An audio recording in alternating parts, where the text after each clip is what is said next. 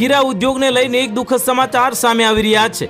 ભાવનગર શહેર અને જિલ્લામાં અનેક લોકોને રોજગારી આપતો હીરા ઉદ્યોગ છેલ્લા ઘણા સમયથી મંદીમાં સપડાયો છે।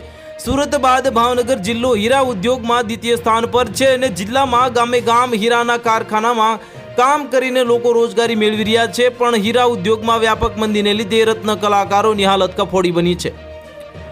અમેરિકાના પ્રેસિડેન્ટ ડોનાલ્ડ ટ્રમ્પે ટેરિફ વધારતા હીરા ઉદ્યોગ વધુ મુશ્કેલીમાં મુકાયો છે અને અનેક હીરાના કારખાને તાળા લાગી ગયા છે અને રત્ન કલાકારો બેકાર થતા હવે રોજગારી મેળવવા માટે અન્ય વ્યવસાય તરફ વળી રહ્યા છે અને હીરા ઉદ્યોગ સમગ્ર સૌરાષ્ટ્ર અને ગુજરાત માટે જાણીતો રહ્યો છે।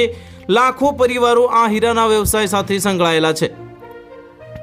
જો કે છેલ્લા કેટલાક સમયથી હીરાના વ્યવસાયમાં મંદીનો માહોલ જોવા મળી રહ્યો છે, જેના કારણે અનેક પરિવારો જે અત્યાર સુધી હીરા પર આધાર રાખતા હતા હવે અન્ય રોજગાર અને વ્યવસાય તરફ વળી રહ્યા છે।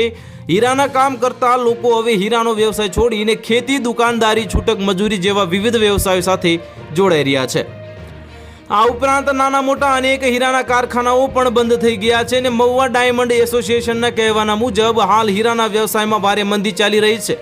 છેલ્લા 2 વર્ષથી પરિસ્થિતિ ખૂબ જ નાજુક છે અને હીરાના વ્યવસાયમાં જોડાયેલા કારીગરોને પૂરતું કામ મળી રહ્યું નથી અને જે કામ મળી રહ્યું છે તે પણ યોગ્ય વળતરના અભાવે મળી રહ્યું છે।